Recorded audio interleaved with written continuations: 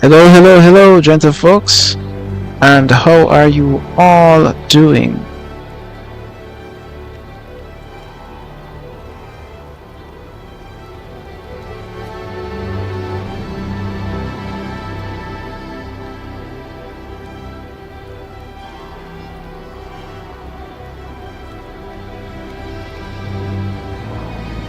So, Frostpunk 2 has been doing extremely well so far. It's an excellent city survival game. And I would recommend it to anyone who is interested in a mixture of something like a bit of City Skylines and a little bit of those survival mechanics in ensuring that the city survives and so on. It has a mixture of the two of them, and in addition to that, it's a very good game to play. Very challenging though. Really have no interest in actually fixing this civilization right now. I'll probably end up fixing it. But then again,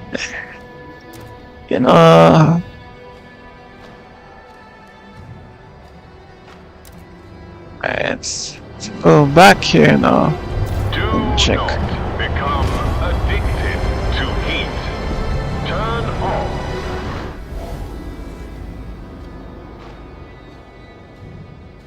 So the Frostland is a large area where you can basically go to find resources and all sorts of other things that you might need for your city. Massive trade network. So there are two types of trade networks in Frostpunk 2. There's the general road trail, right? And then there are the skyways. Skyways are faster and they're able to carry a lot more resources. Depending on where it is that it's going, I might connect a road to a skyway or a trail to a skyway that will eventually lead back to the main city. This structure here is a steam core factory, something that I was hoping would appear in the first game, but here it is in the second game. I'm playing this one on citizen difficulty, but the thing about difficulty in Frostpunk is that no matter what level you play the game on, it's still difficult. So I just set the basic settings on citizen difficulty. However, I had two challenges to complete at the same time, which was the beacon, which you can see right there, and also the steam core factory, which requires some additional elements that will allow the factory to be constructed. Nonetheless, the whiteouts come, and whiteouts can wipe out an entire city if not treated with care and urgency. So this small settlement may not be able to handle a whiteout. Might. I like that word, might.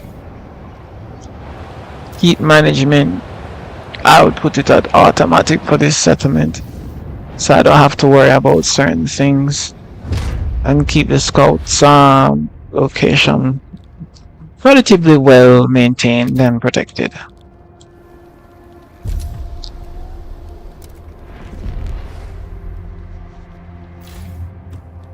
So now I should have over 60 maybe, or about that, but the time it would take them to do research within the Frostland has been drastically decreased. Here comes the whiteout, which is basically the giant storm within the game. Whiteouts can wipe out your city if you're not prepared for it. You'd have to go up the tree and look at heat management and all those other things with the game and stuff.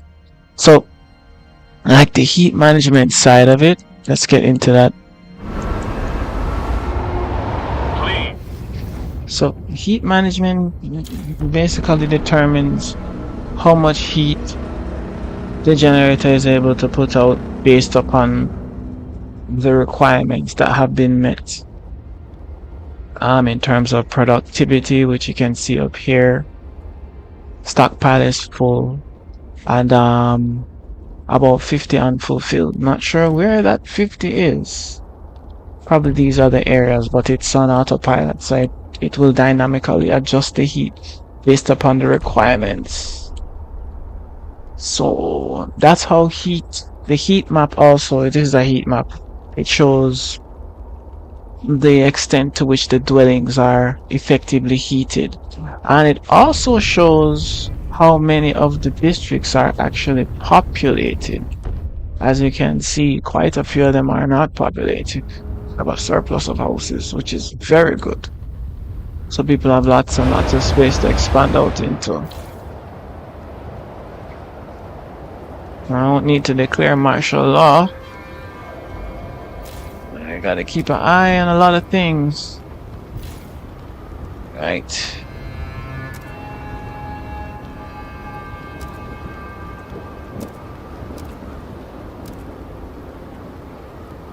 Can't fix that right now. Basic factory. Alright. So let's see. Advanced sawmill. I need something in the range of 400. I'll take that. Thank you very much. Let me see if I can boost the research. So certain buildings give you certain buffs at times and will help and aid in the research, maintenance and management of the city. So another thing up here at the top: hunger, health, heat, squalor, crime. Now crime can have a very drastic impact on the city in terms of destabilizing it and leading to the destruction of the city if not managed properly. So crime is something you gotta take a look at when you're developing it. As I say, I put this on citizen difficulty because to me I was just running a test to see how far I could go with it, but then I added another level of complexity onto it, which would be the beacons and the steam core factory, which continuously produces steam cores for the city over an extended period of time, which I appreciate. I think it's a great reward after developing the city to such a high extent, because you know it's not easy to develop something like this. Well, Frostpunk is one of them games that's meant to make things difficult. Is running several minutes behind schedule. We appreciate. Let's see if we can do something about that. I'll double check. So the temperature should fall to about 120 as the whiteout approaches. But that's still... So the whiteout is here as most of the scouting teams have returned from certain areas within the Frostland. So I'm gonna see if I'll be able to explore other areas while the whiteout passes, and I still can. So let's go. This is for this main area here, so I can remove the need for the main city to supply that. Let's see. One thing to take note of is that when you apply the additional scenarios to the game, it also takes away the random spotting of groups of people within the Frostland. So you get put in a situation where basically you have to work on what benefits you have within the city to get the most out of the population.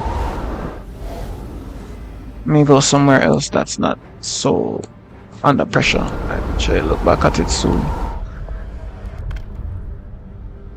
I'm trying to get the captain position, but this might be a bit of a challenge.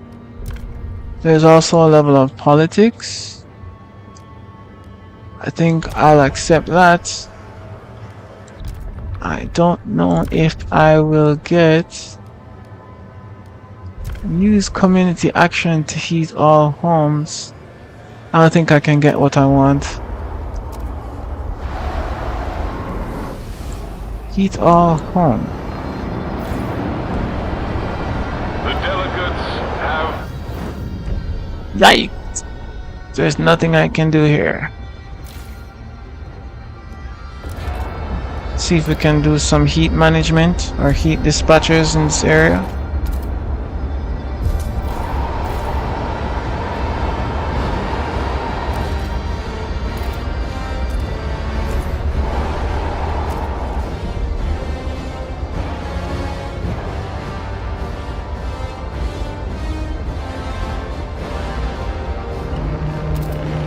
It's like we lost some people. Evacuated outpost workers. Report for rescue duty at once.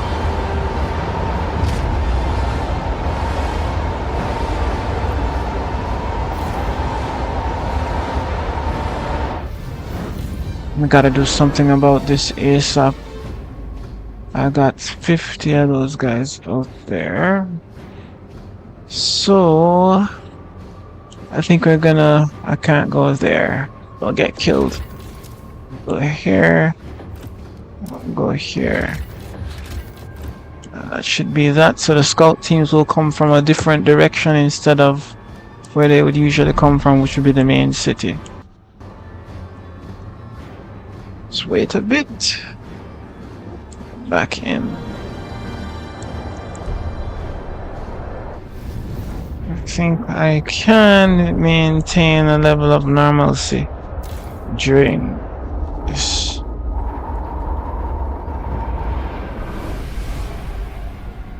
Let's see, this is number 1.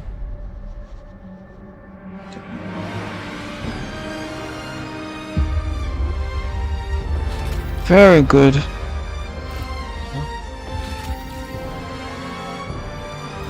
Right.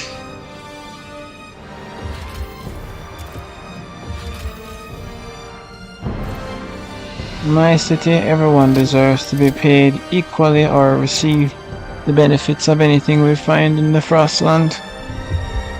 No one is treated more or less. Alright.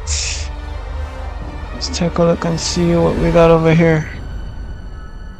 I like this. Okay. We're doing skyways for this one because that's necessary.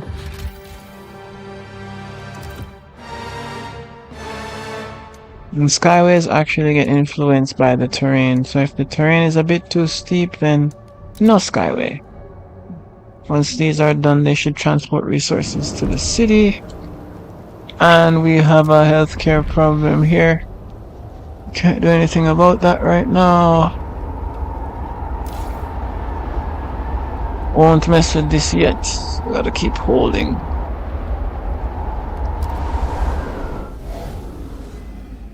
Should be able to get out of this in one piece. The city. City. You ain't getting on food colony. Okay. That still didn't do shit for me. Oh, this isn't good. Alright.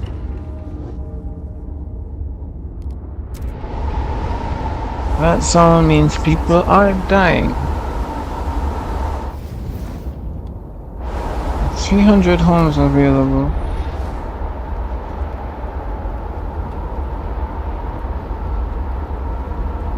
Come on. Alright, let's try this.